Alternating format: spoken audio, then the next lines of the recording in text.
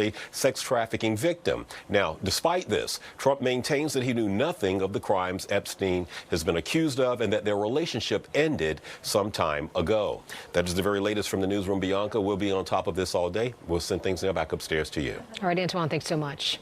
Let's turn now to weather to see what's in store for us this afternoon. Taking a live look outside here. It's a beautiful shot out there. I just have to warn you, it's just a little chilly as things are. Liv, are we kind of below average or right where we're supposed to be for this time of year? We've been a little bit below average the past couple of days, but we're about to get actually kind of above average as we head into our weekend. So right now, 45 degrees in New York City, 47 out on Long Island. We have 42 for Hartford and Poughkeepsie. We're still in the 30s. Monticello just 39 right now, mid 40s throughout New Jersey. But at least there's plenty of sunshine.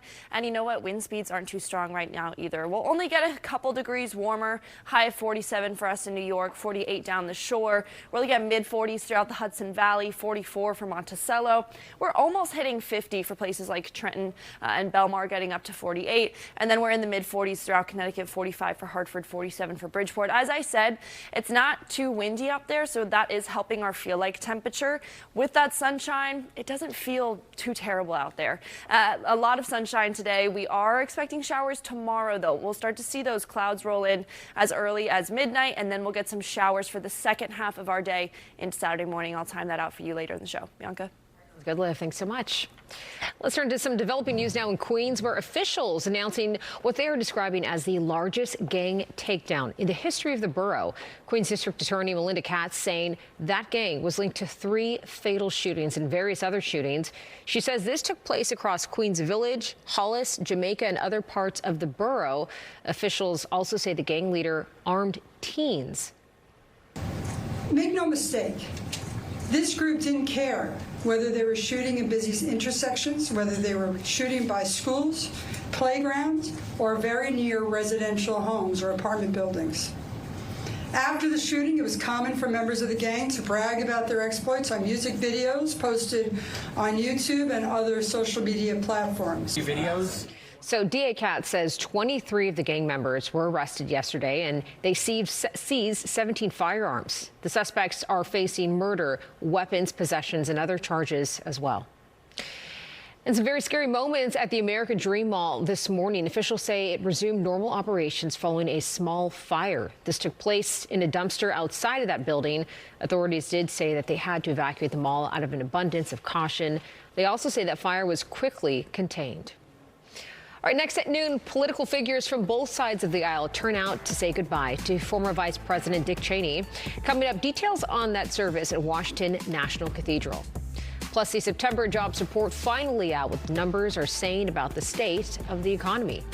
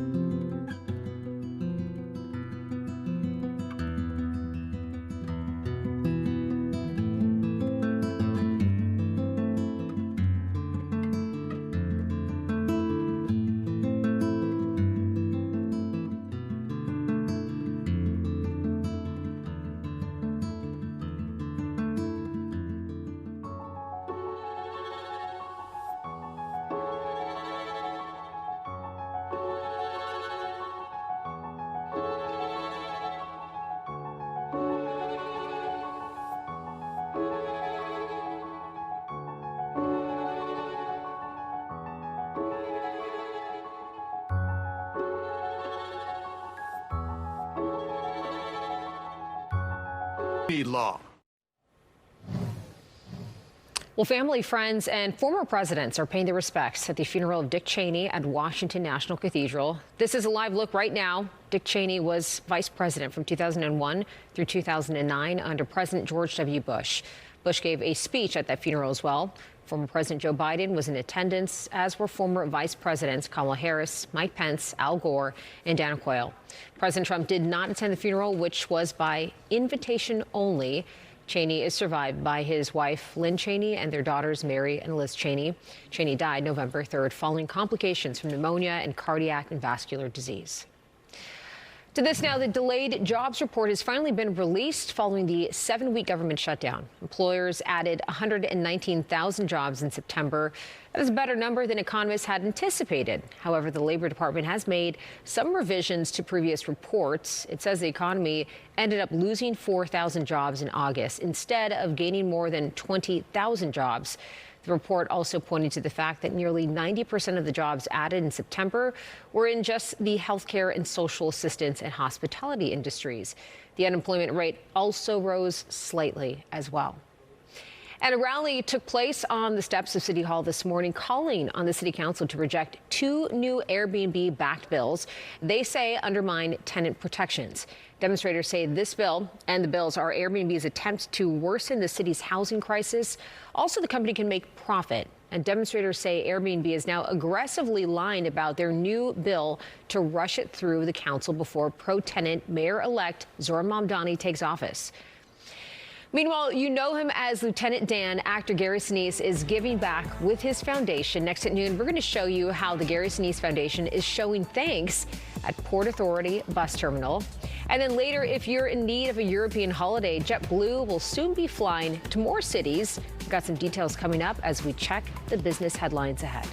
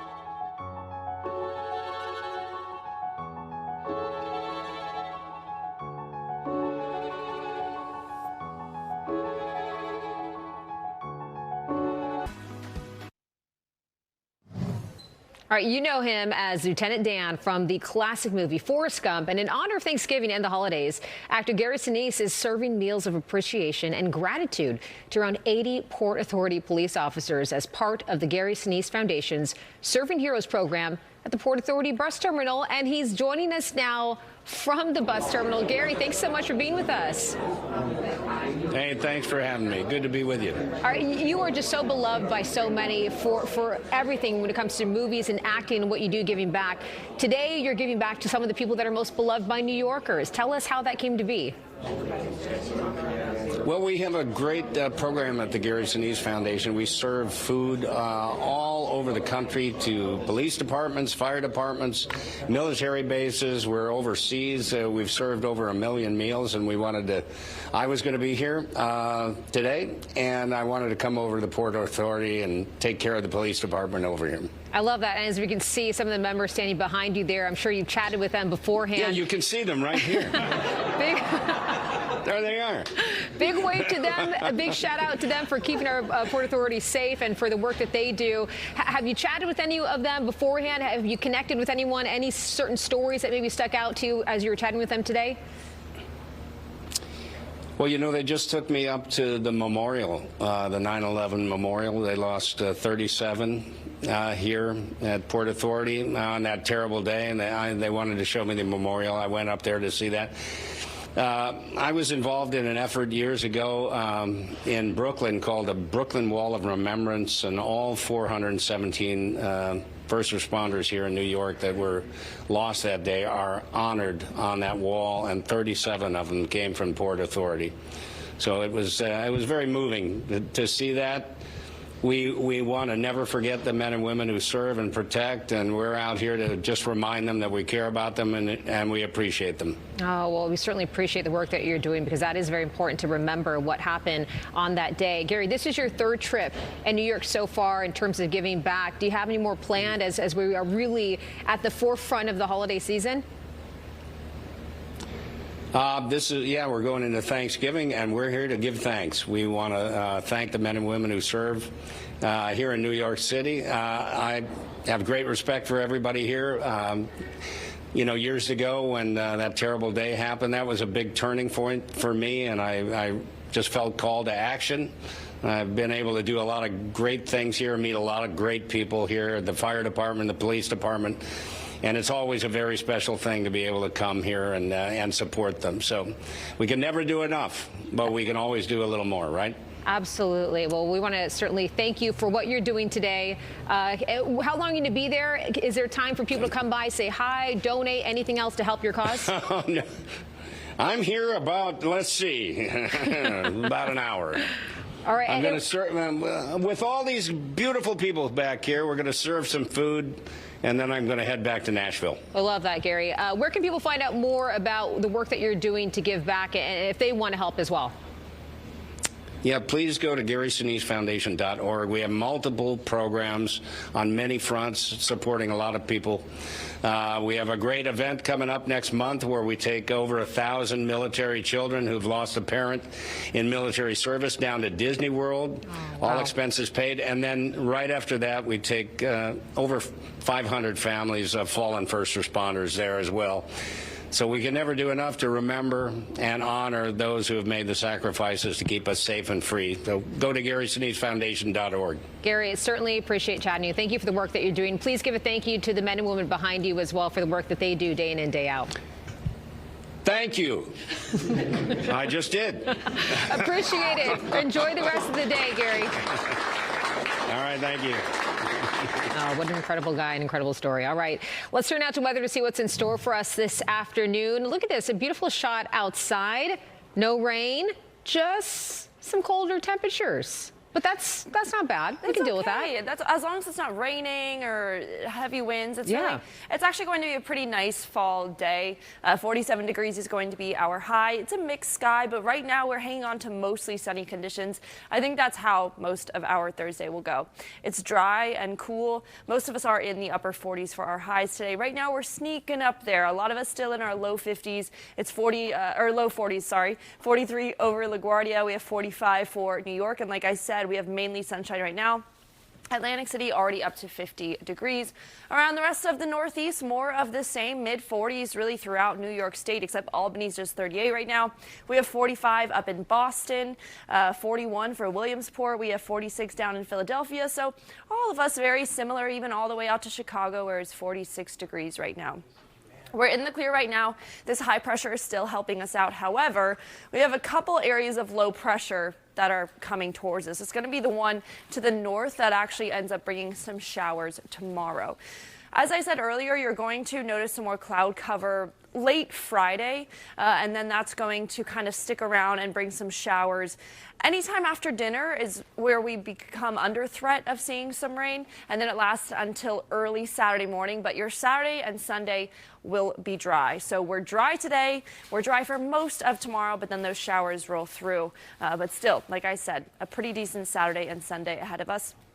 When we look at rainfall totals, right now it looks like anywhere from 1/10 of an inch to 1/4 of an inch. So that's also not going to be too significant. And it's more concentrated to the south. We'll probably get a little bit more in New Jersey, but you can see up in Poughkeepsie, even Hartford and Bridgeport, it's really barely measurable rain that's coming for us Friday evening. Lows tonight, pretty typical, 41 degrees for New York. We're 44 down the shore in New Jersey, but most of the tri-state will be in the 30s. You see 36 for the overnight low for Long Island. We even get below freezing for some of our northern areas like Hartford, 29, Poughkeepsie, 28, Monticello, 28. So really chilly up there, but most of us still in the mid-30s and a little bit above freezing. Tomorrow, a lot warmer. It's going to be a lot more mild. 54 is our high in New York, 55 down the shore. Even Poughkeepsie gets up to 53, Hartford 51. So even though those areas start with an overnight low in the 20s, they will get up to the 50s. It'll be much more mild. And it stays like that for quite some time. We do dip again Sunday for just a high of 48, but it'll still be a nice day. And then we start next week in the 50s, even getting up to the mid to upper 50s by mid next week. Bianca? All right, looking good, Liv. Thanks so much. Well, next at noon, the CDC is seemingly once again wading into the debate over vaccines and autism. Coming up, what new language on the agency's website now says and how the medical community is responding.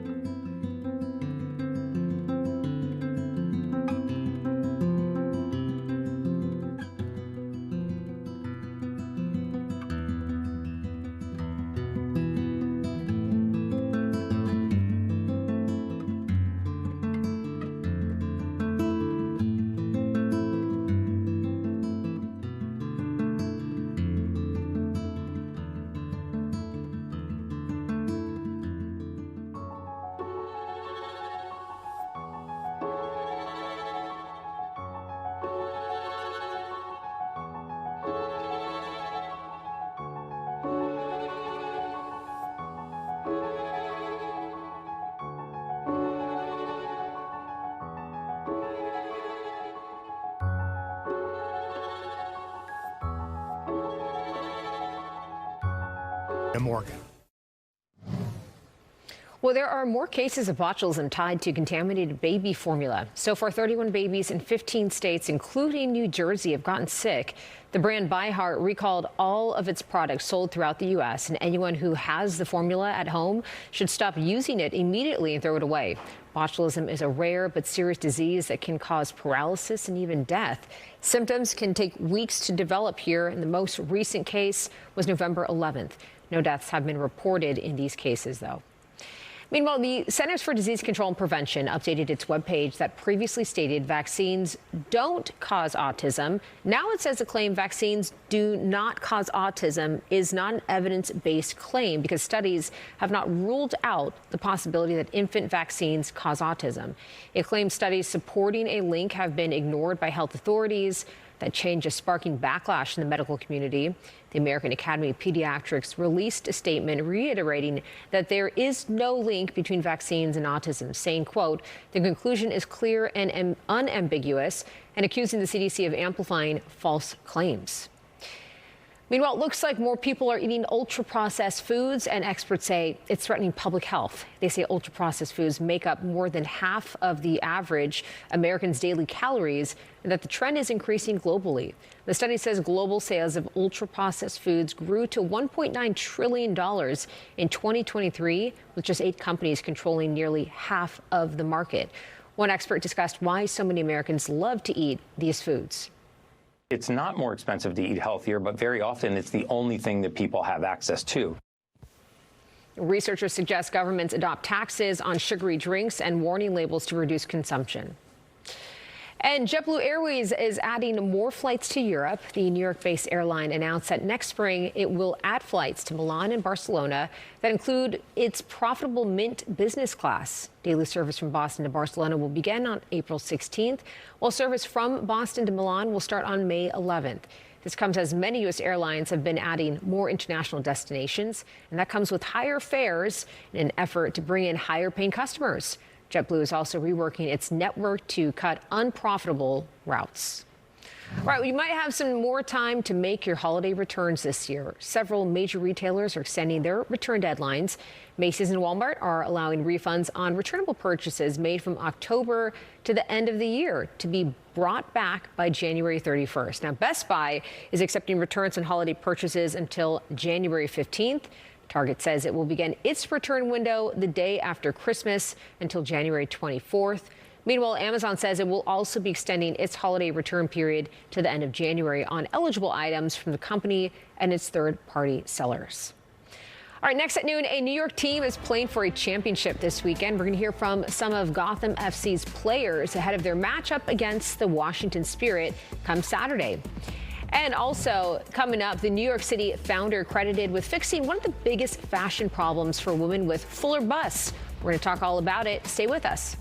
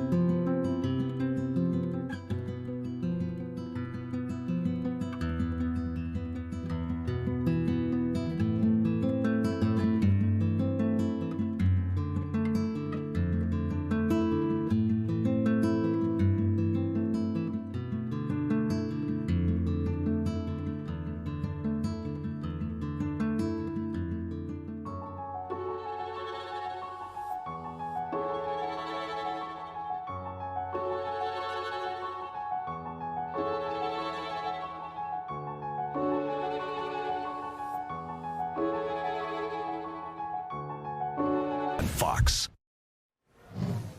It is 12:30 right now. Welcome back to the Noon. We got a whole lot more coming up here. Starting with this, we are talking women's soccer as Gotham FC is set to play for a championship game in San Jose, California this weekend. And then later we are kicking and screaming with sports producer Lula Albanese, who kicks and screams way too much, but you love it. At first, let's get another live look outside on this Thursday or Wednesday. No, it is Thursday.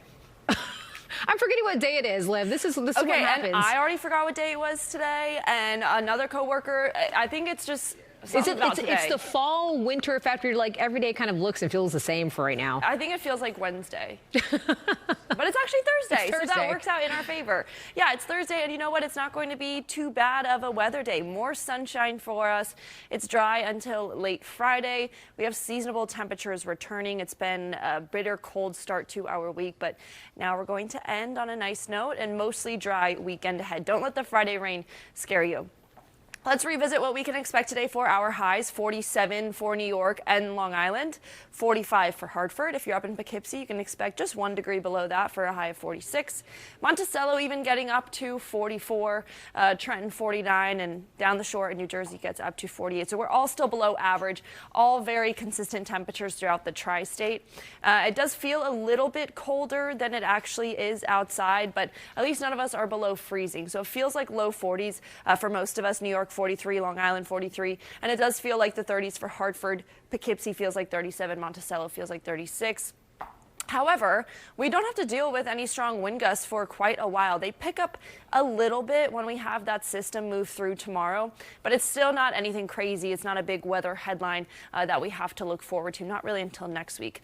And I do want to show you our temperature trends right now. We've had no change. Obviously, you can see a 0 degree difference for our 24-hour change, but you see a little bit of a warm up in parts of Jersey, and that's where we're trending for the next couple of days. We finally get back into the 50s tomorrow. Yes, we do have to take some rain with that, but it's not going to last too long. And Saturday's 51. Sunday we're back to 48, but then we're back to the 50s for the start of next week.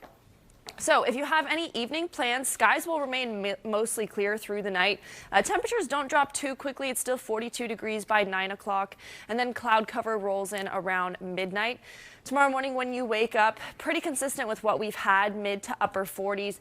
Some of us still might be in the upper 30s like Poughkeepsie, Monticello, and then add that feel-like temperature, and it will be a chilly morning with more cloud cover than today.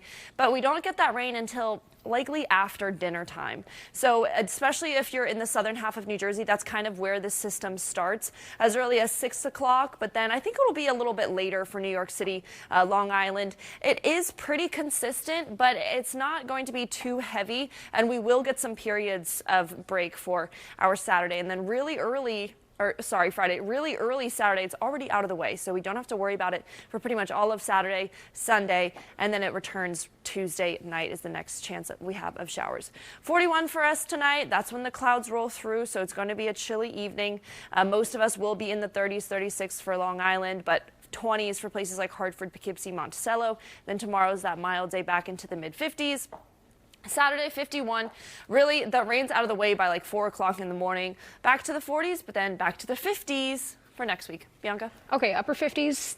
We're looking forward to that. Yeah. Almost hitting 60s. We can be very happy. All right, Liv, thanks so much. Meanwhile, let's get to this now. There haven't been many championship runs for New York teams in recent years, but women's soccer team Gotham FC is actually bucking this trend. They're going to the championship match this weekend. Meredith Gorman has their story.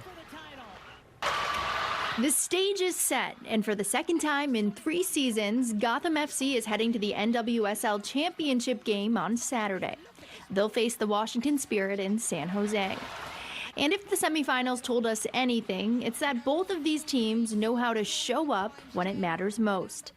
Gotham knocked out the Orlando Pride in the final minutes of the semis, and as they get ready to enter their biggest game of the season, midfielder Jalen Howell says she believes the team's culture and genuine love for each other has been one of the driving factors that's taken Gotham, the number 8 seed, this far. I think we have to have the same mindset that we've had these past couple games.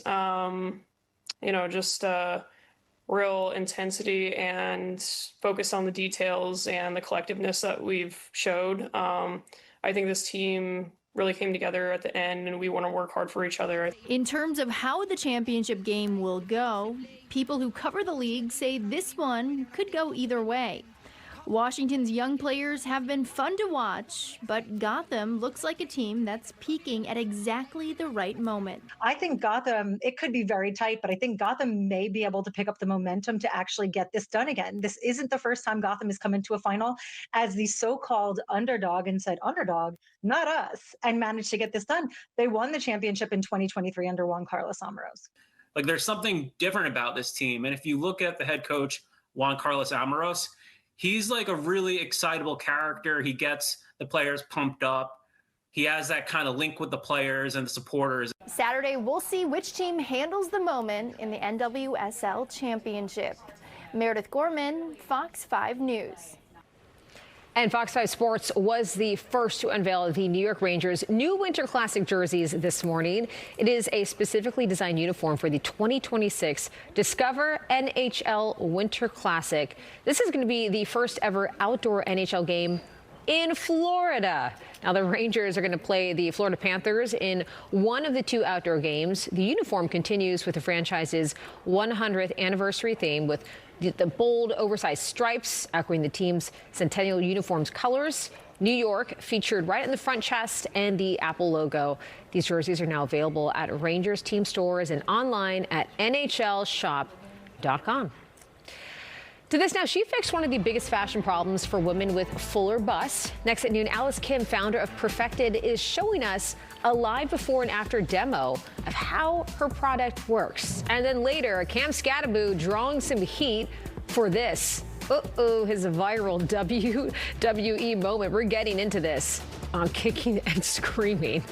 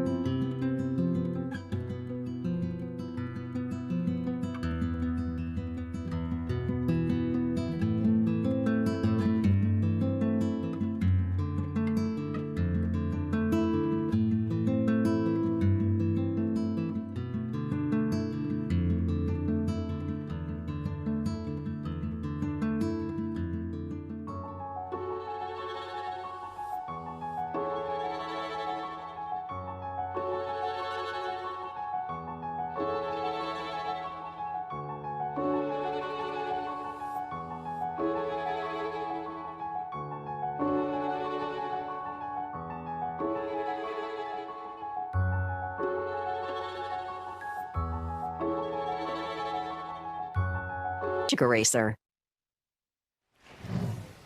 Well, Alice Kim is the founder of Perfected. This is a New York brand created to finally make clothes fit women with fuller busts and smaller frames. Now, if you've ever dealt with gaping shirts or poppy buttons, you are going to want to see this. Alice Kim joins us now. Thanks so much for joining us on The Nude. Thank you for having me. I'm so excited to be here. I'm excited for you to be here. Now, the interesting thing about you is that you worked in corporate fashion, and then you're like, I'm doing this on my own. And this is what you created. Tell us about how this came to be. So I was an investment banker is how I started my career. Back then, wearing a button-down and suit jacket was our uniform. As a 32 double D, and I'm proud to share, I would walk into the bathroom in the middle of the day to see that my button is popped open. Yeah. How long was I flashing people? I have no idea. So I was mortified. I would size up to fit my chest. Sure. But I'm swimming everywhere else. Yeah. So I look bigger than I am, and I don't know a single woman that wants to look bigger than they are. Of course, of course. And I was doing some research on this whole topic before we came up here, and I was shocked to find out, and I'm sure many viewers don't know this, the average bra size for women in the U.S. is a 34 double D. That is, I would have not guessed that. That is the average. That's crazy. But most designers don't look at the data and statistics. I'm a huge nerd, so once I found that out, I decided to do something about it.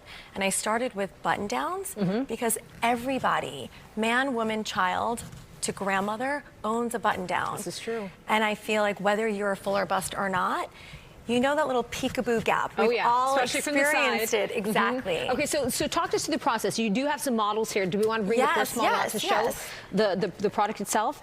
Look at our beautiful model, Shay. Hi, how are you? Look at you, Shay. You look stunning. Okay, so this is one of your designs, this top, right? Talk us through what makes Perfected different than your normal button-down. So normally she would have a little safety pin, and you see the little safety pin popping out. Yeah. Or if I turn you to the side, there's usually a gap over there. So forgetting about the placket, but if you look and say that this is a normal button-down, it normally gapes open here. But do you see? There's another hidden button. Yes. So in lieu of a safety pin or double stick tape, it's built into your shirt, and you can't tell from the outside. Now, I heard you patented this. Yes. Which is pretty crazy. I think it's a hard process to do, but now this is like no one can replicate this on a shirt. Replicate it. They have to go through you. Exactly. Wow. Which is incredible, because whether or not you like my designs, can afford the price points, I want to democratize this technology with other brands. So we are looking for partners who want to embed our technology into their shirts, keeping the integrity of their design. I love it. And this is just a normal button. Oh, no, it's kind of stretchy a little bit. It's 100% cotton, manufactured in the U.S. Perfect. And the button-down industry is a $20 billion market. Ooh, okay. Hold on. I might need to invest as well. Exactly. Okay, let's bring out our next model as well. We're talking about another. Is this a different type of design? Yes, so that one had the puff sleeves for the feminine flair.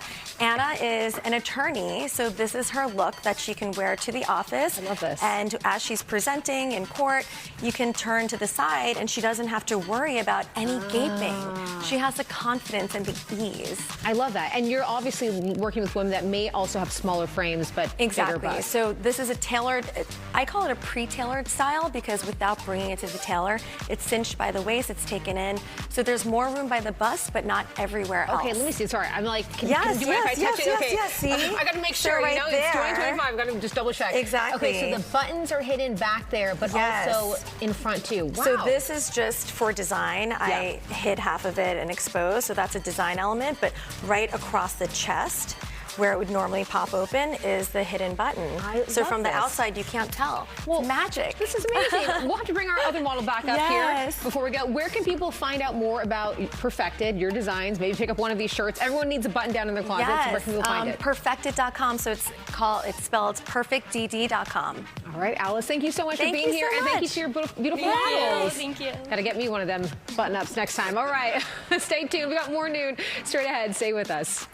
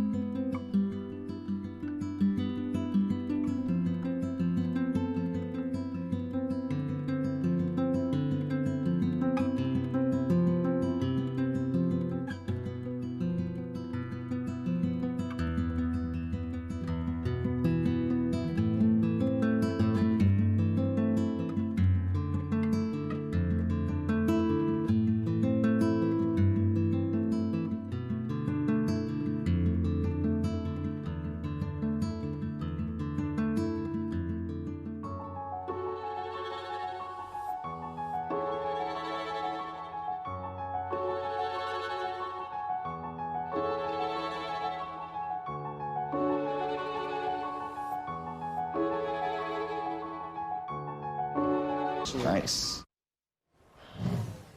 Well, Wicked for Good is predicted to be an even bigger blockbuster than the first film in the franchise. Variety reports the film is projected to gross between $150 and $180 million when it opens this weekend. So if it grosses over $162 million, it would be the biggest debut so far this year, surpassing a Minecraft movie. Wicked for Good is also projected to surpass the debut of the first Wicked film from last year, which brought in just over $112 million in its debut. And the Louvre jewel heist case already being turned into a documentary. The part true crime and part thriller project will feature investigators on this case, witnesses, and museum officials. Laurent Bouzereau, the filmmaker behind the Jaws documentary, is set to produce and direct this one on October 19th. Men disguised as construction workers broke into that museum through a second-floor window in broad daylight. They grabbed French crown jewels valued over $100 million.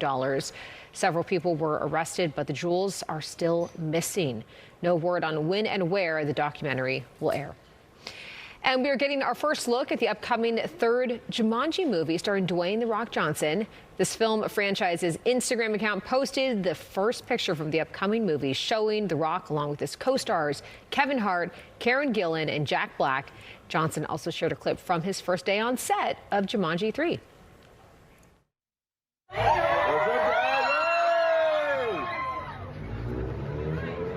Little day one of Jumanji excitement.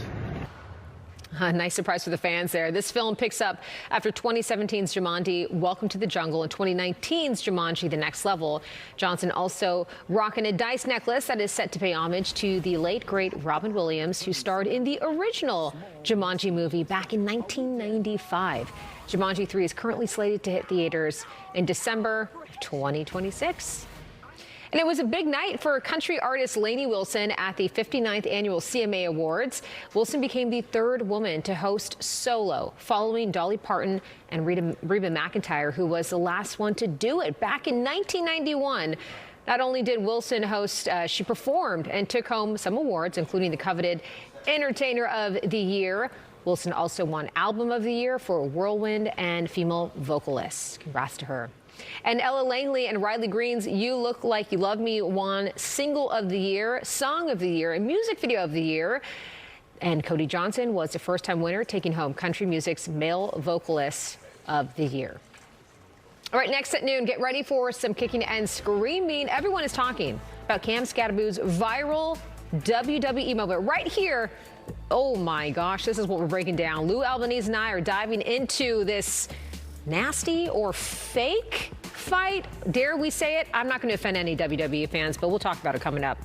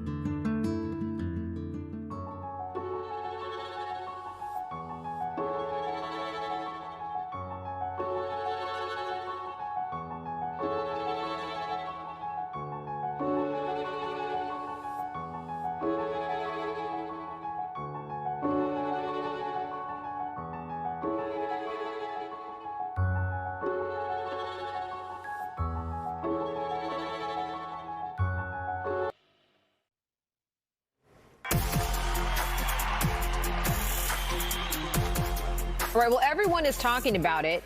This. Yikes. Injured Giants rookie Cam Scatterbo and his WWE scuffle that's gotten a lot of fans, Giants fans particularly, really upset because he's still rehabbing from ankle surgery. One of those who is so upset he can't even keep it together right now is Fox High sports producer Lou Albanese. He is just go ahead and give it to him. Very simple.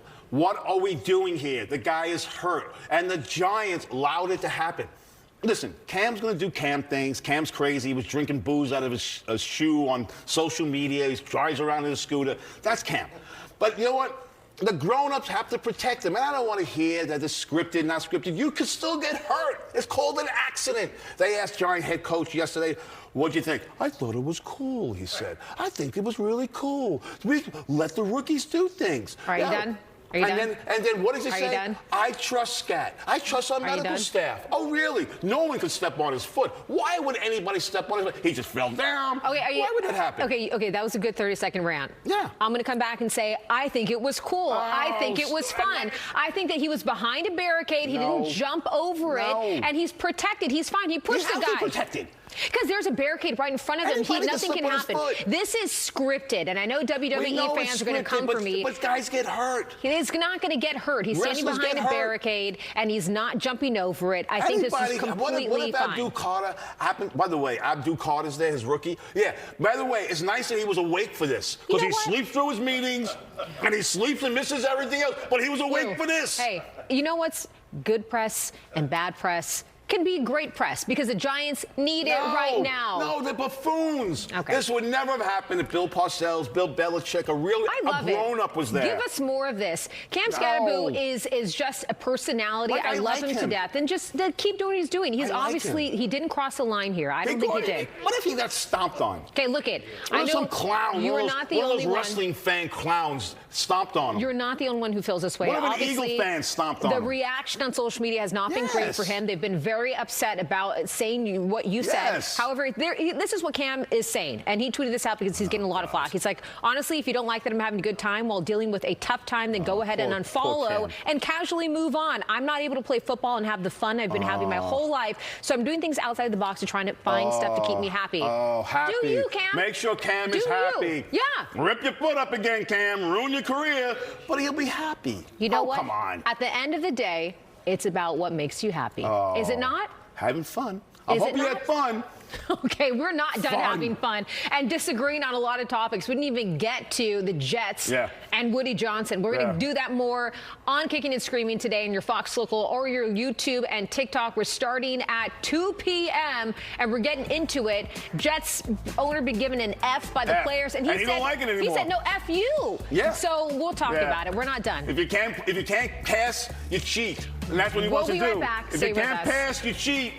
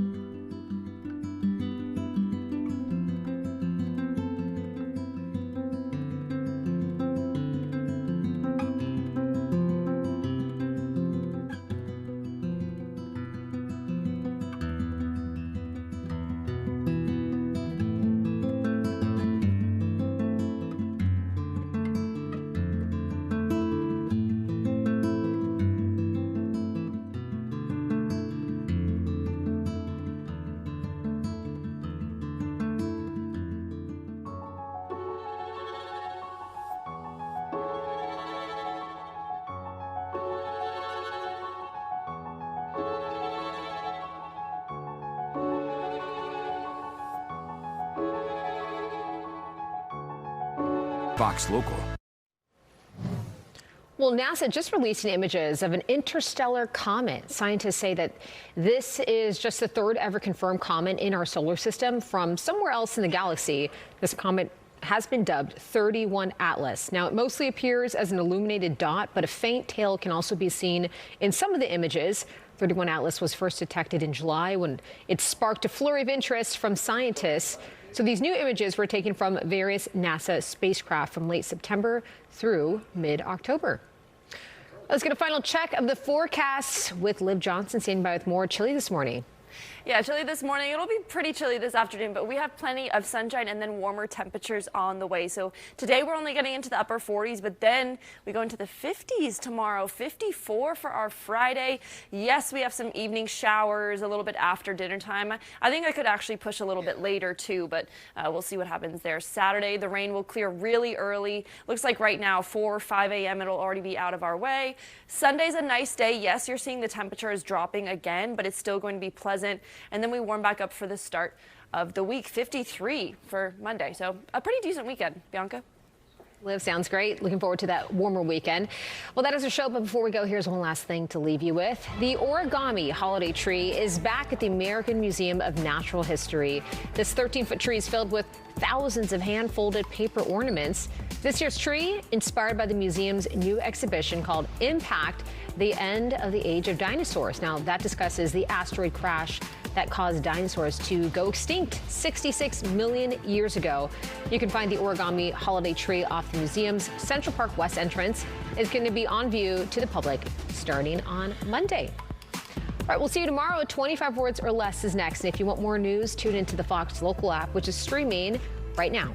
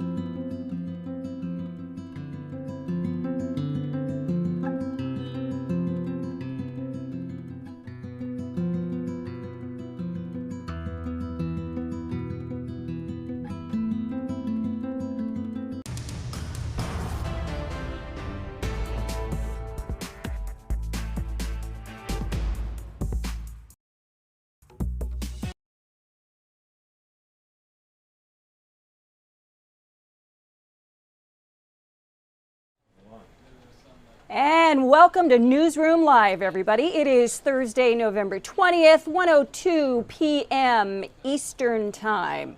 I'm Linda Schmidt. We are live for you here today in the Fox 5 newsroom. And to my right, this gentleman right here is Vinny. We've worked together for a very long time. Vinny's sticking his face in. He is going to be controlling this board that you're looking at right here, as well as the big board that's up here. We're going to be going to multiple videos and news conferences throughout the next hour to bring you what's going on, not just locally, but nationally and internationally as well. Okay, then let's go ahead. We can take a direct shot now.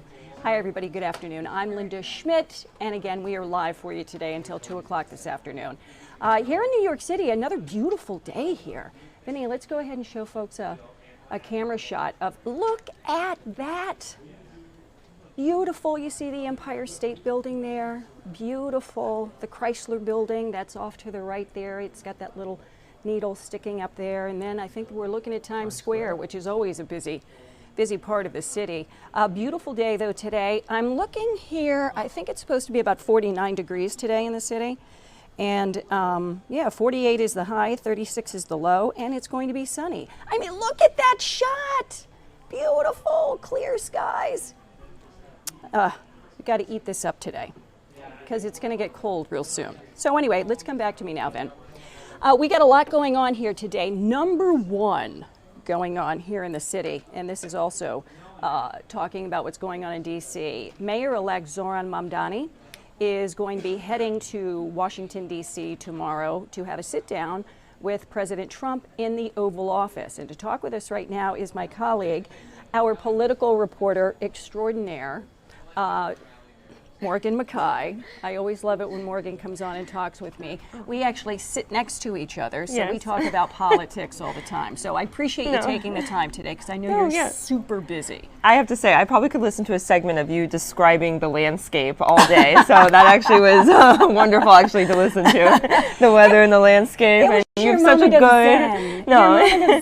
you really you just have lived here for so long. You just truly understand like the New York City landscape. It's wonderful. That's great. Thanks so much. Okay, so now I know you're busy. You're going to be heading down to D.C. later on today. So talk to me about this sit down, because this has been much anticipated, much talked about. And the president actually posted on social media yesterday saying that the meeting was going to happen tomorrow with Mamdani, and he called him a communist again. He's not a communist, he's a democratic socialist. So talk to me about, what people are telling you about this meeting for tomorrow. Yeah, so Mayor-elect Zohran Mamdani said today that he is going down to talk to President Donald Trump about his affordability message. He says that Trump ran on a message also of affordability. He talked about lowering the cost of groceries, for example, of gas, and he says that some of these policies that Trump has enacted has made it more expensive for New Yorkers and Americans in general. So he says he's hoping to talk with Trump about how his message and his own message are aligned, and that they both want the same thing, that they do have common ground and they can work together. Now, this is all coming as President Trump has had some fierce critical comments against Mamdani, saying when during the election that he was going to pull federal funding from New York if Mamdani were to be elected. He's threatened to send in the National Guard. But after Mamdani got elected, he sort of seemed to back off a little bit from these statements, saying that he really wants the best for New York. And so Mamdani says, like every other mayor, he's going to go down and speak with the president, and hopefully, he says, have just a sit-down conversation about ways that they can work together. He says at the same time, because one of the questions today was, are you a little worried? I mean, one, Trump called you a communist. Two, are you worried that this is going to get off the rails a little bit, this meeting? And he said he's not worried. He just truly believes that the president also wants to lower the cost of living, but he says he's also not going to be afraid to push back on certain issues that they have disagreements on. See, and that's one thing that's interesting too, that a lot of people I think are really starting to notice here, is that he's not intimidated about sitting down and talking with the president of the United States. He recognizes the position that he is in right now, the power that he does have, the importance of his job as the mayor of the largest city in the country, and almost like the center of the universe. I mean, literally, everything is here. So he's not going to be intimidated by the president. No, and yesterday, NYPD Commissioner Jessica Tisch announced that she's going to be staying on the job, and Governor Kathy Hochul said that she hopes that having Tisch in this position is going to help prevent President Trump from making any rash actions, including potentially sending in the National Guard to the city, saying that Tisch does have a lot of confidence from both the business community and top Democratic leaders, that many people credit her for being able to lower crime.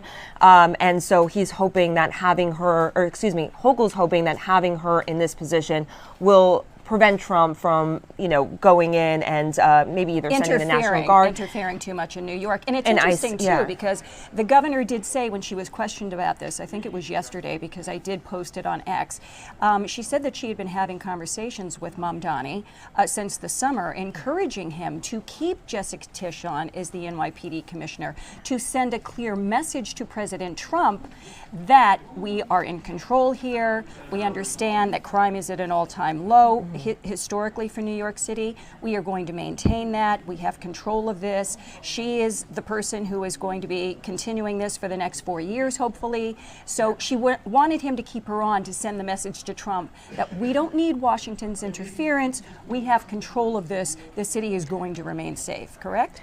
Exactly. She says that this really is a show of confidence that she has things under control. How this goes with Mamdani's base is still yet to be seen, because Tisch is not a popular person among Mamdani's base. He's a democratic socialist, as you've mentioned. And so some experts that I've been speaking with say, both with his keeping with Tisch in this position and even his meeting with President Trump has a potential of potentially angering his base slightly, because again, these are people who are very gung-ho about their message. They're very very excited about some things that are maybe further left. And so Tisch is somebody who has made clear that she supports bail reform, for example. Well, she wants to see changes to bail reform to target repeat offenders, while Mamdani supports bail reform. She also, for example, is in support of the Strategic Response Group, which is a group that in the NYPD that handles protests. Mamdani has said he wants to disband it. And that's because a lot of people, especially with those Columbia protests, protesting the war between Israel and Gaza, they wanted to get rid of that unit. They want it disbanded because they don't like the way that they were treated during all of these demonstrations, in addition to the George Floyd protests. But the NYPD saying that it has to maintain this unit because it's the unit that is trained to know how to deal with excessively large crowds and when things do get out of hand. But Mamdani's base totally opposed to this group. So that my guess is they will be talking about that tomorrow when he does sit down with the president, because this president is a strong supporter of the NYPD. And there's some in his base, I saw at least on, social media and speaking to some other people who are close to people in his base. Some think that, he shouldn't even sit down with the president. However, as you know, as I know, as many people know, it's important for the mayor to meet with the president. He also has concerns about, for example, getting a security clearance. That's one concern been brought up, that will Trump give Mamdani a high-level security clearance that's needed to run a city like New York City? And so this meeting... Has that been done for every mayor?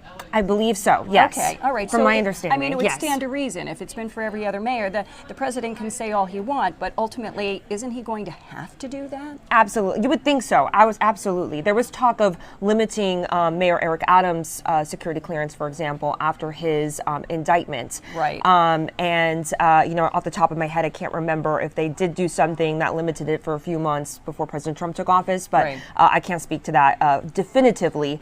But there was talk, at least, of potentially limiting that security clearance when he was indicted on corruption charges, which was later dropped by the Trump administration's Justice Department.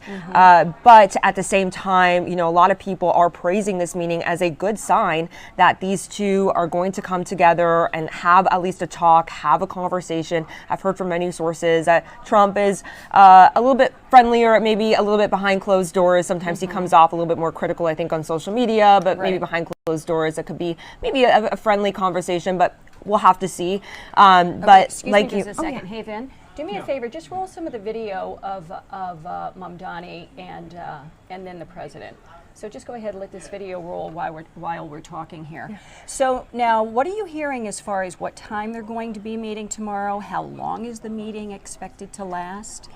So we are still waiting for exactly when this meeting is going to take place. I'm hearing potentially a little bit later in the day when Mayor Eric Adams met with President Trump. It was at 4 p.m. I'm hoping it's not at 4 p.m. just because, as you know, we have to put together a show and go live at 5, 6, and beyond. So hoping it's not as late as 4 p.m. But That's if you take anything from precedent. But Mayor-elect Mamdani is going to be flying down there in the morning tomorrow. So we're trying to see, at least we're expecting that to be later in the afternoon if he's flying out tomorrow. And it's curious to think about too how long this meeting is going to last, because I mean, whether his base supports it or not, and I'm talking about Mayor-elect Mamdani, it is an encouraging sign that the two are sitting down. Yes. It's an important message to send. The optics are good, so at least they're sitting down, because they do need to have a working relationship. Absolutely. Just like the mayor of New York City and whatever governor we have. It's important for them to have a good working relationship, because if they don't, in the end, the people who suffer are New Yorkers. Exactly. As the CEO of the Partnership for New York City, Catherine Wild, said just the other day, she represents some of the hundreds of the top businesses in the city. But a third of the state budget, for example, comes from the federal government. It's very important to have this partnership with the federal government. At the end of the day, this is going to be the soon-to-be mayor and the president. It's important that they meet, even if they do have disagreements on policy and some other items, but it's going to be important that they meet, because the other concern as well is, as Governor Hochul has mentioned, they don't want to see first, National Guard coming into the city. They don't want to see an increased number of ICE agents in the city. It's better if they do work together, they're saying, in all of this. But I do think we have seen, a little bit of, maybe not moderation from Mamdani, but at least a willingness to work with people who maybe do disagree with him on certain ideas. For example,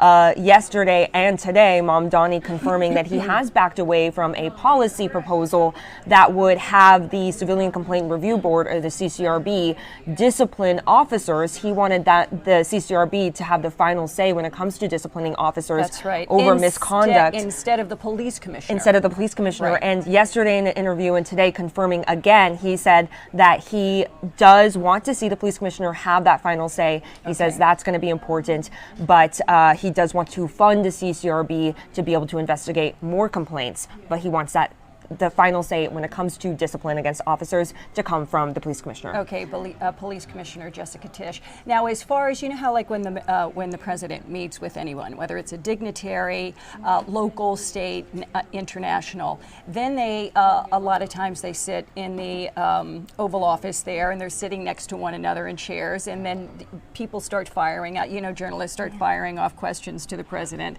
asking about what's going on.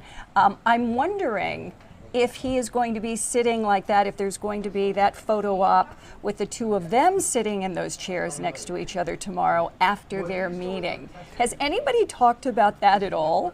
I think we've been talking a little bit about, yes, will there be a photo op moment? Will they have that handshake going on? I'm unclear as well if there will be press in that meeting. I don't remember right now at the top of my head if there was press when Mayor Eric Adams met with President Trump. I am expecting probably a photo at least coming out from all of this. But there is such a difference with Mamdani out of, even Mayor Eric Adams and all the other mayors in the past, is that there's such national attention around Mamdani. He's international. Yes. And so many people, whether they really like him or they really hate him, they really are paying attention to everything that he's doing. So I think, maybe there could be an increased interest and pressure on both the president and maybe Mamdani's team to have press in there, or at least have them in there for a bit. Mamdani is going to be taking questions, at least from local press, after the gaggle. We're still after his meeting with Trump. We're still trying to figure out exactly where that's going to take place. But I would imagine, just because there's so much increased interest, there's going to at least be a picture. I'm at least hoping so. There has to be at least a picture for tomorrow. Well, look, thank you so much. Morgan Mackay, our political reporter here. She's going to be heading down to D.C. because she's going to be covering this event tomorrow, and then going live for us here on Fox 5 on the Fox Local app, as well as our YouTube channel as well. That's going to be happening throughout the day tomorrow. Well, probably starting in the afternoon, because the meeting between the president and Mamdani not happening probably until late in the afternoon, you just said, right? I would imagine so. All right. Yeah. I'm going to let you know, go right now, because I know you got to head down to D.C., but thank you so much for joining. Thank you, as Linda. always. No, always. I always love having you here. I always love being here. For you. And good luck. Thank you. All right, Morgan's going to have a very busy, oh my goodness, 24 hours or maybe even longer. Okay, we're going to take a quick break right now, and then we're going to come back with a lot more for you here today on Newsroom Live. Stay with us. Beautiful.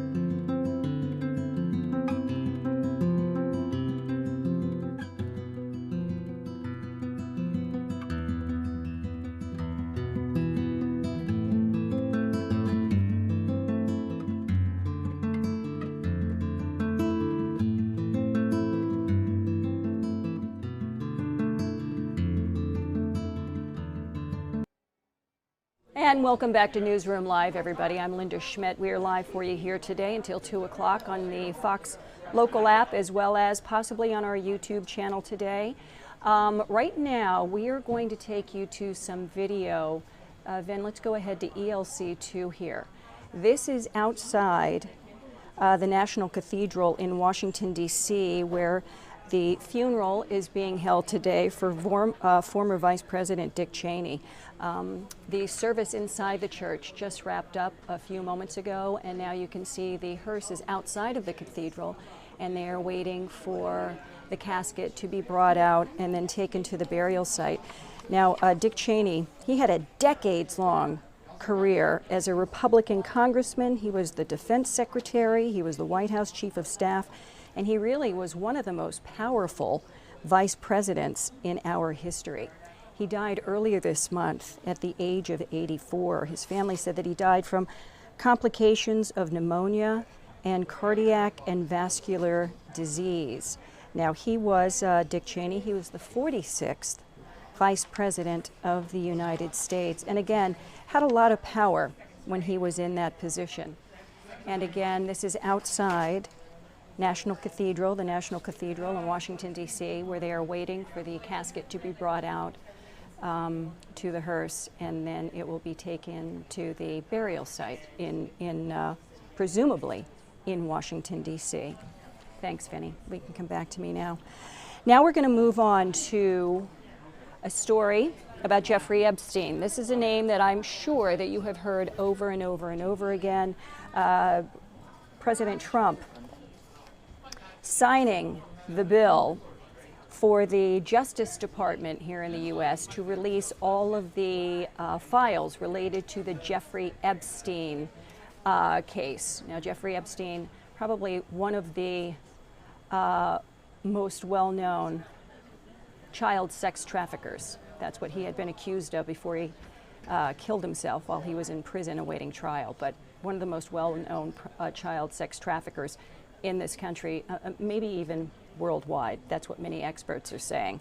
I'm going to bring in my colleague right now, Antoine Lewis, who is covering this story today. Antoine, thanks so much. You got it, Linda. I appreciate you being here with me today. So bring us up to speed on exactly what is going on, because there was a lot of debate about even releasing these files, but then many people backed down, and the House overwhelmingly, it was unanimous, I believe, voted to release the files. Then the Senate voted to release the files. The president signed it. So what happens next? Because the bottom line here, what everybody wants to know is the names of the men that Jeffrey Epstein serviced sexually with underage girls.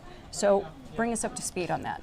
A good point that you mentioned was everybody backed down, but guess who stepped up? President Trump. Over the weekend, he reversed course because remember, he had pushed back. No, we don't need this. He was saying it was a Democratic hoax, all of this all along, even though there had been speculation that he had been mentioned and all of that. So over the weekend, the president gave the approval to go ahead and to release the files, basically, and so that happened over there. Now, here's what the language of the files are called. The files themselves are named, Linda, the Epstein Files Transparency Act. Now, that's the bill that was passed that you just referenced by the chambers on Capitol Hill. Requires the Attorney General to release the documents pertaining to flight logs, Ghislaine Maxwell, Epstein's death, all other related matters within 30 days. So he signed it last night, just before 9 o'clock, the president, and the Attorney General's office has 30 days to do it.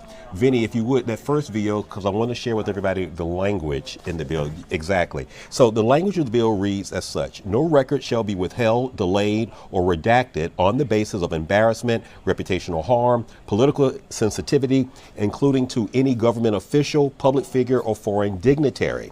There is a potential loophole, however. Documents can be withheld if they would jeopardize an active federal investigation or ongoing prosecution, provided that such withholding is narrowly tailored and temporary. Now, the Attorney General, Pam Bondi, was asked how she planned to proceed. Vinny, if you would play her soundbite, and then I'll come back and talk a little bit more. To follow the law, again, while protecting victims, but also providing maximum transparency.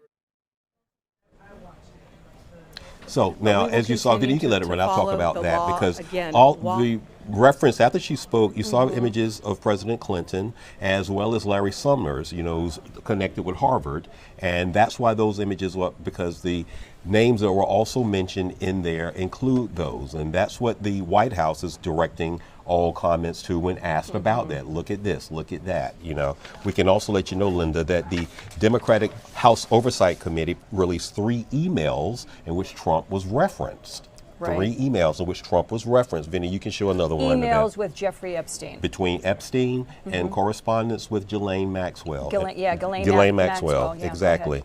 And again, what was in those emails, it includes one from 2011 in which Epstein told Maxwell that Trump had spent hours at Epstein's house with a sex trafficking victim. Now, despite that, Trump maintains he knew nothing of the crimes to which Epstein is accused of, and that their relationship ended some time ago. So therein there lies that. But the president signed off on that over the weekend. The Attorney General, whom you're seeing right now, has 30 days to release the documents. Again, that loophole in suggesting that anything that's federally being investigated right now as it pertains to someone else, some of those documents can be withheld. Right, okay. And the big thing here, though, is what's going to be redacted. Yes. And when we're talking about being redacted, folks, what we're talking about is when you see a document on the news or you see it on social media where it's got a big black block. Yep. Which is covering up everything or portions of what's in the document. Absolutely. So many people are hoping, including many of the victims. In fact, all of the victims who have spoken publicly,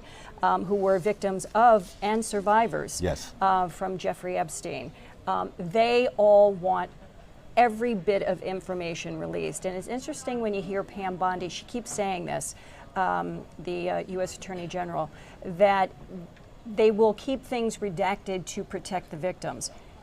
Every victim so far has said they do not want anything redacted. Absolutely. But the government keeps going back to that, like as a safety net for them. So if they do release it and it's redacted, they keep putting it on the survivors. Like, this is the reason that we're redacting this. When survivors are saying, no, we want everything public. therein lies the discussion. Also, we can let everyone know, as you pointed out, how it passed overwhelmingly on Capitol Hill, that this is bipartisan calls for all of this. It is not one side, Republicans saying release or Democrats. No, there seems to be a bipartisan movement saying, no, we want the information, because the elected officials, the lawmakers, have constituents that they have to answer to themselves. When they get back to their districts, when they get back to their states, they will be taking questions from you, from Morgan, from me, Sharon Crowley, you know, asking. Journalists around the country. Absolutely. Will be asking, why did you or why did you not? And they have to stand accountable for that. Correct, absolutely. And the thing, too, just to remind the public here, Jeffrey Epstein, he had contacts across a swath of industries, businesses. Continents. We're talking about U.S. politicians, business leaders, not just here in the U.S., but worldwide. Foreign business, dignitaries. Foreign dignitaries, the royal family. He was tapped into just about every powerful organization or person because he did a lot of business with these folks. So just because he was doing business with them doesn't mean that those organizations and those people were necessarily part of this sex trafficking ring. But what we're pointing out here, and this is something that people have talked about over and over again, is that he was dealing with extremely high-powered, wealthy men around the world. He was connected, you know, as we would say here, well, not just in New York, but no, he had connections. They were business connections, and then we know the crimes that have emerged, you know, in the wake of his arrest and then subsequent suicide, you know, all of that. And that is the information at the heart of this bill. That's all of the information that everyone is, the lawmakers are asking, and then the general public. You're asked, we're all asked at some point, you know, what's the latest on this, you know? Like that. So it's a big topic. It is a big definitely topic. a big topic. And also I want to point out, it's not necessarily a witch hunt for the president. It is a hunt for information. That's what it is. We want to point that out, you know, like that. As I'm reiterating that this was a bipartisan call for this to be And the released. president did sign it, so now it's going to be released, and the Attorney General has 30 days to release this. Antoine, thanks so much. I'm going to let you go right now. My colleague, Antoine Lewis, always just such a wealth of information and a super person. So thank you for joining me today. I learned from the best. You got it. Okay, we're going to take a quick break, and we'll be back. Thanks.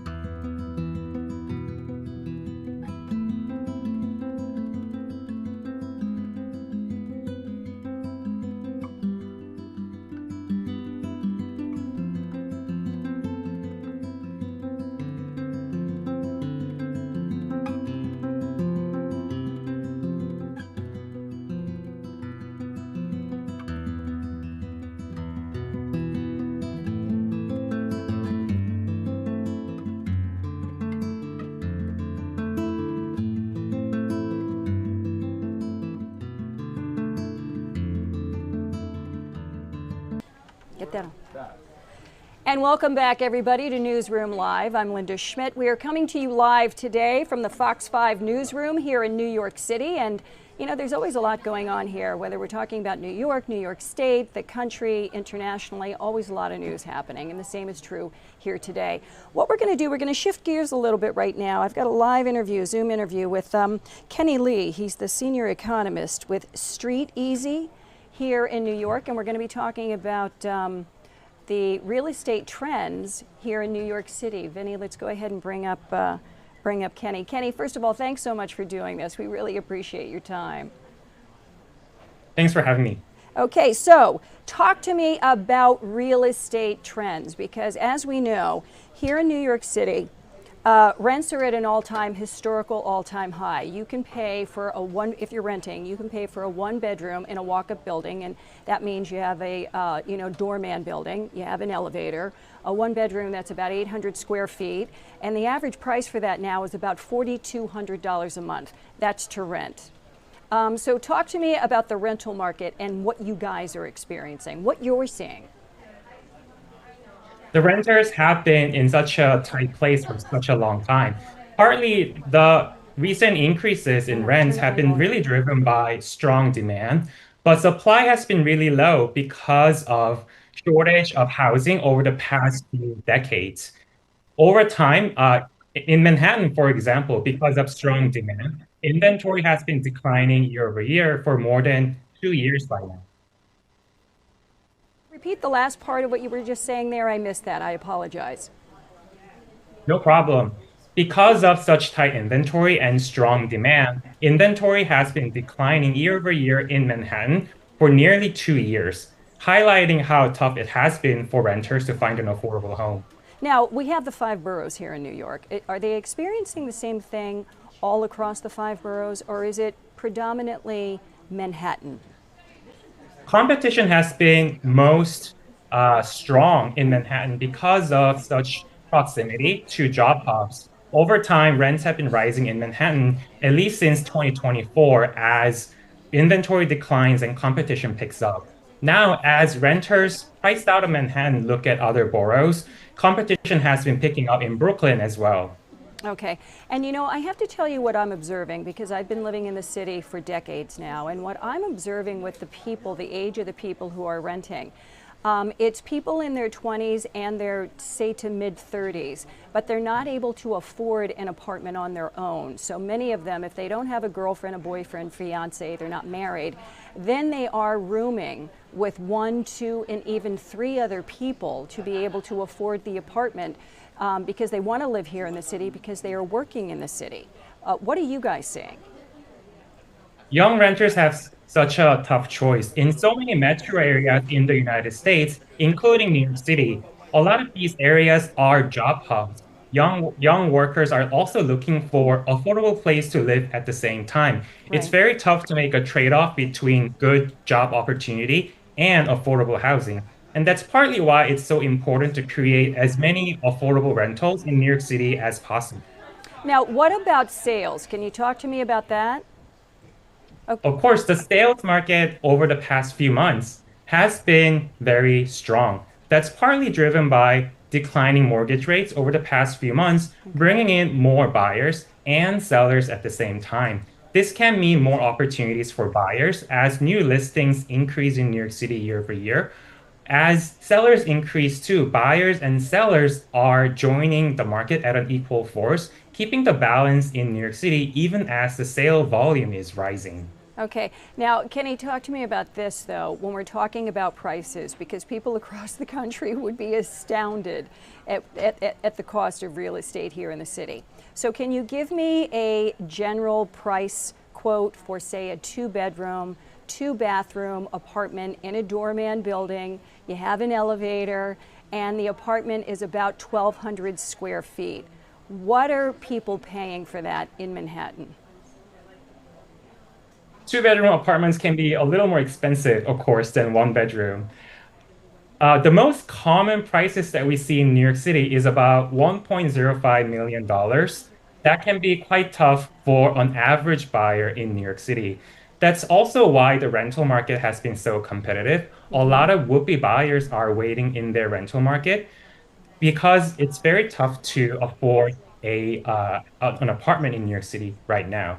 At the same time, our data indicates that there are neighborhoods in New York City where buyers can find a little more negotiating room, such as FiDi, Chelsea, and Midtown. Forest Hills and Queens as well show a little more negotiating room for buyers. Okay, you're talking about $1 million, maybe just over $1 million, $1.1 million, $1.2 million. Are you talking about that for a one-bedroom or a two-bedroom? Because what I see is it's about $1 million for a one-bedroom, and if you're looking for a two-bedroom, two-bath, you're already starting at like 1.5, 1.6 million. What are you guys seeing? That is partly true. I think at least for one-bedroom or two-bedroom apartment with amenities can easily fetch more than $1.5 million. Of course, the prices have been stable thanks to new listings joining the market in force. Sellers have been also waiting for their opportunity to find a home that fits their lifestyle as they expect a new job or even a new child in their family. Right, yeah, because I'm also seeing, and this has been historic in New York, is that it's very difficult to raise children here. So once a couple starts to have kids, many times what they do is they start looking in the suburbs. They go up to Westchester County in New York, and they go out to Long Island in New York, up to Connecticut, out to Jersey, because they get more for their money. And it's just an easier lifestyle. Your commute is a lot worse, but your lifestyle on the weekends is much better. It is a tough situation for sure, especially families with young children. However, our data still shows there are emerging opportunities all across New York City. Neighborhoods such as Jackson Heights and Forest Hills have been known for a little more affordable options, especially in the co-op market for families that are young and looking to raise children. It's also important to consult with experienced buyer's agents to help navigate such a challenging market like New York City.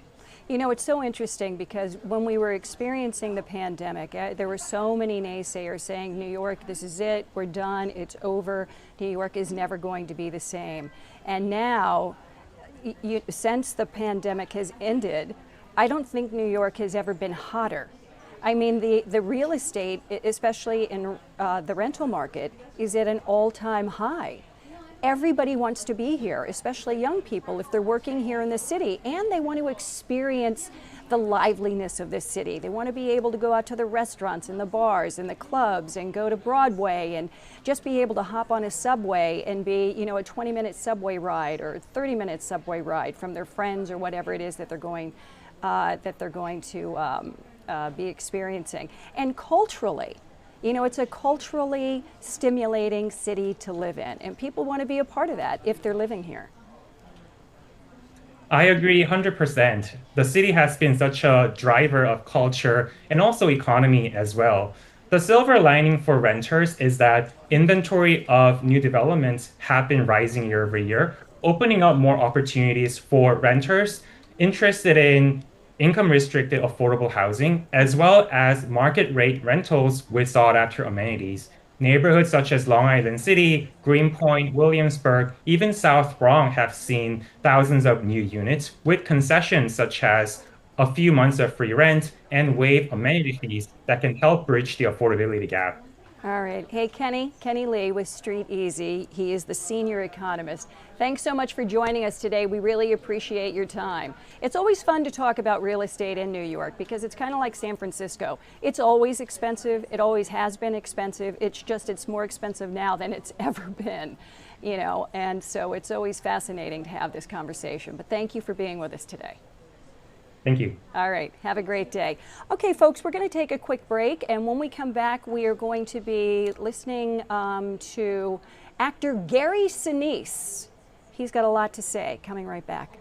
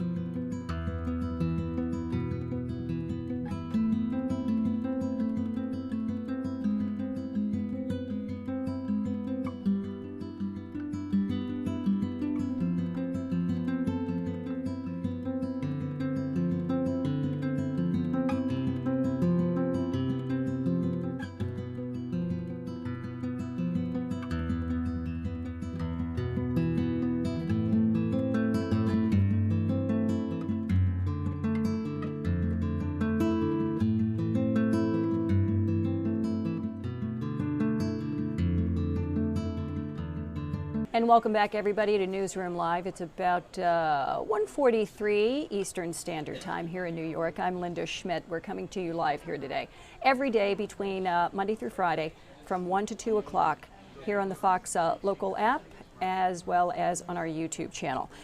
Before we go to actor Gary Sinise, I had teased that going into the break.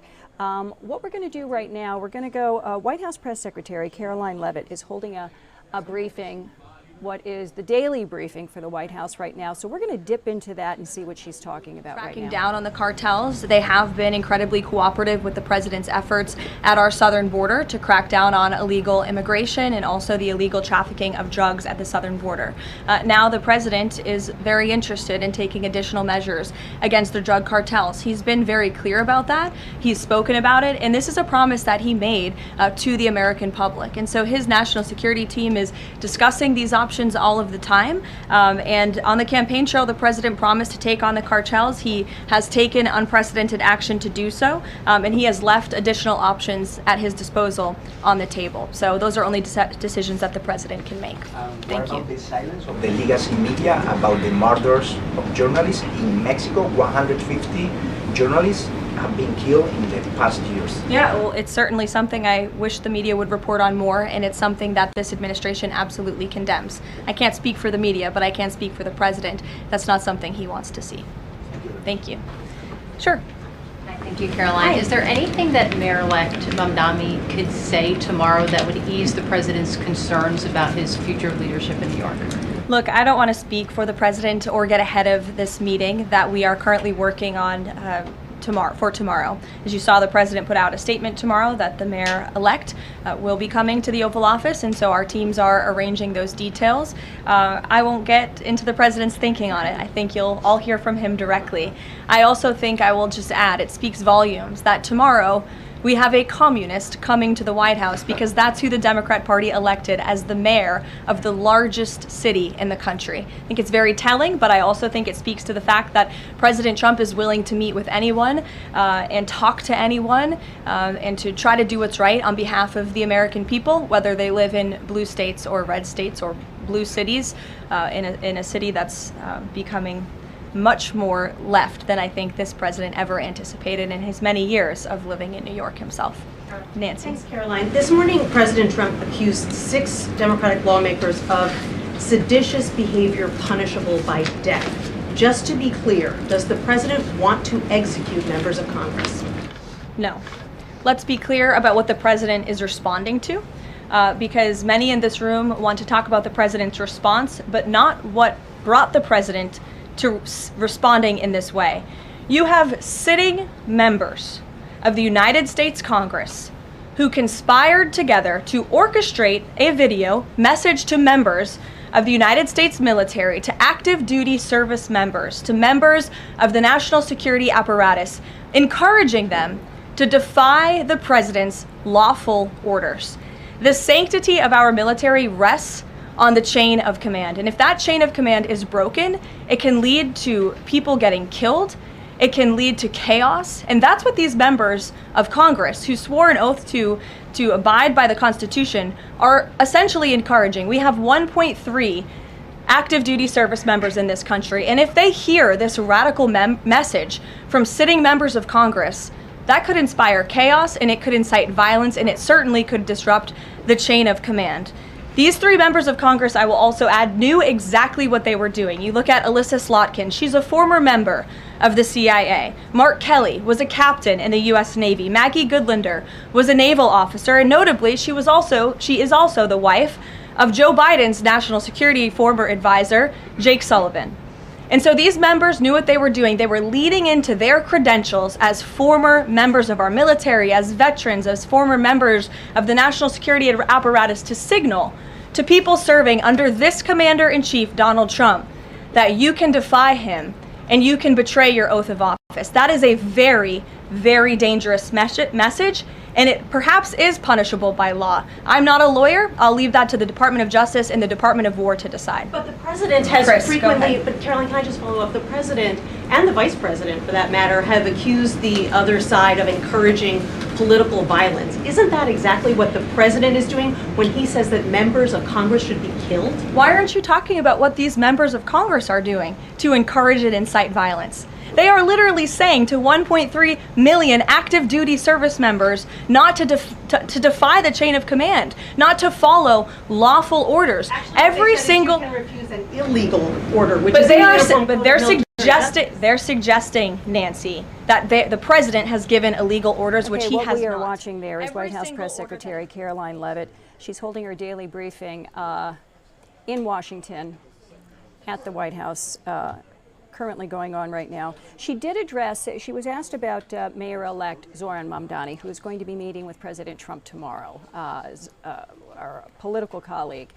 Morgan McKay saying that Mr. Mamdani is going to be flying down to D.C. tomorrow morning. The two are going to be sitting down and talking in the Oval Office, and then, of course, there will be some type of information coming out of that. But she was asked about that by one of the reporters, and she was saying that she didn't want to speak for the president. However, she did call Mr. Mamdani a communist, which is what the president has been calling Mr. Mamdani. He is not a communist. He's a democratic socialist. However, even with that, the president seems to have toned down his rhetoric a little bit when it comes to Mr. Mamdani. And so now we're going to have to wait and see when the two meet tomorrow what eventually comes out of that. Now we're going to shift gears a lot. We're going to be talking right now about actor Gary Sinise. Now, Gary Sinise is somebody who has been very philanthropic. He has been very generous with veterans, military veterans, and very actively involved, in addition with law enforcement across the country. Well, earlier today, he did a live interview with my colleague Bianca Peters, because what his foundation is doing today, they are serving meals to Port Authority police officers here in New York City as part of Appreciation Day, to show his appreciation to those officers. And like I said, he talked with Bianca about that, and so we're going to take a listen to that right now. Well, we have a great program at the Gary Sinise Foundation. We serve food all over the country to police departments, fire departments, military bases. We're overseas. We've served over 1 million meals, and we wanted to. I was going to be here today, and I wanted to come over to the Port Authority and take care of the police department over here. I love that. And as we can see, some of the members standing behind you there, I'm sure you've chatted with them beforehand. Yeah, you can see them right here. There they are. Big wave to them. A big shout out to them for keeping our Port Authority safe and for the work that they do. Have you chatted with any of them beforehand? Have you connected with anyone? Any certain stories that maybe stuck out to you as you were chatting with them today? Well, you know, they just took me up to the memorial, the 9/11 memorial. They lost 37 here at Port Authority on that terrible day, and they wanted to show me the memorial. I went up there to see that. I was involved in an effort years ago in Brooklyn called the Brooklyn Wall of Remembrance, and all 417 first responders here in New York that were lost that day are honored on that wall, and 37 of them came from Port Authority. So it was very moving to see that. We want to never forget the men and women who serve and protect, and we're out here to just remind them that we care about them and we appreciate them. Oh, well, we certainly appreciate the work that you're doing, because that is very important to remember what happened on that day. Gary, this is your third trip in New York so far in terms of giving back. Do you have any more planned as we are really at the forefront of the holiday season? We're going into Thanksgiving, and we're here to give thanks. We want to thank the men and women who serve here in New York City. I have great respect for everybody here. You know, years ago when that terrible day happened, that was a big turning point for me, and I just felt called to action. I've been able to do a lot of great things here, meet a lot of great people here, the fire department, the police department. And it's always a very special thing to be able to come here and support them. So we can never do enough, but we can always do a little more, right? Absolutely. Well, we want to certainly thank you for what you're doing today. How long are you going to be there? Is there time for people to come by, say hi, donate, anything else to help your cause? Oh, no. I'm here about, let's see, about an hour. All right. I'm going to serve, with all these beautiful people back here, we're going to serve some food. and then I'm going to head back to Nashville. I love that, Gary. Where can people find out more about the work that you're doing to give back, and if they want to help as well? Yeah, please go to GarySineseFoundation.org. We have multiple programs on many fronts supporting a lot of people. We have a great event coming up next month where we take over 1,000 military children who've lost a parent in military service down to Disney World, all expenses paid. And then right after that, we take over 500 families of fallen first responders there as well. So we can never do enough to remember and honor those who have made the sacrifices to keep us safe and free. So go to GarySineseFoundation.org. Gary, certainly appreciate chatting you. Thank you for the work that you're doing. Please give a thank you to the men and women behind you as well for the work that they do day in and day out. Thank you. I just did. Appreciate it. Enjoy the rest of the day, Gary. All right, thank you. Oh, what an incredible guy, an incredible story. All right. Gosh, you gotta All right, love you know it. him. Actor Gary Sinise. There is a man with a big heart. He is always doing something to help other people, not just members of law enforcement, fire departments, our U.S. military. He's just grateful. Grateful is the word that he uses. He's always so grateful to first responders and people who are putting their lives on the line for us every day. So that was beautiful. Great job by my colleague, Bianca Peters. Okay, we're going to take a quick break, and then we've got a lot more for you coming up.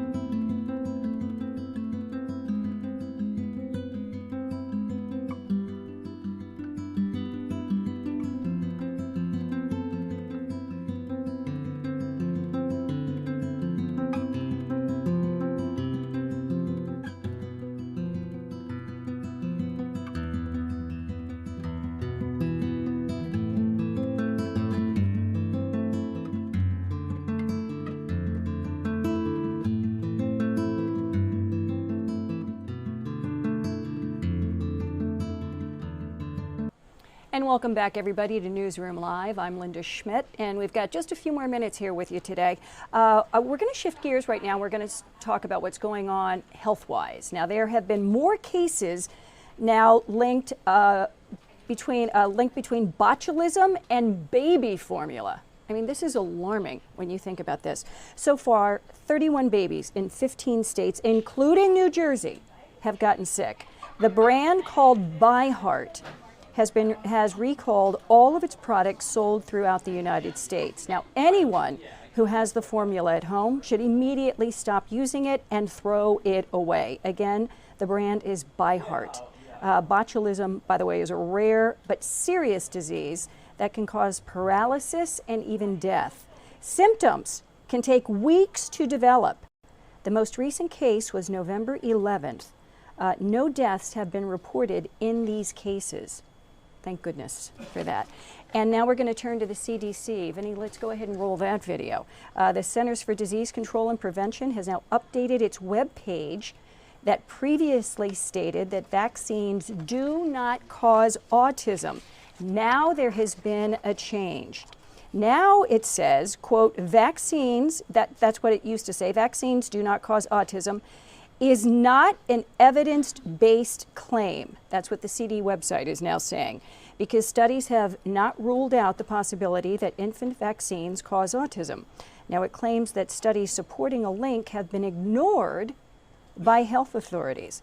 But major medical associations around the world, including the American Medical Association, the American Academy of Pediatrics, and the World Health Organization, have issued definitive statements that decades of research have proven that vaccines do not cause autism. But again, on the CDC website now, saying that that may not actually be the case, that there is no medical definitive proof that vaccines do not cause autism.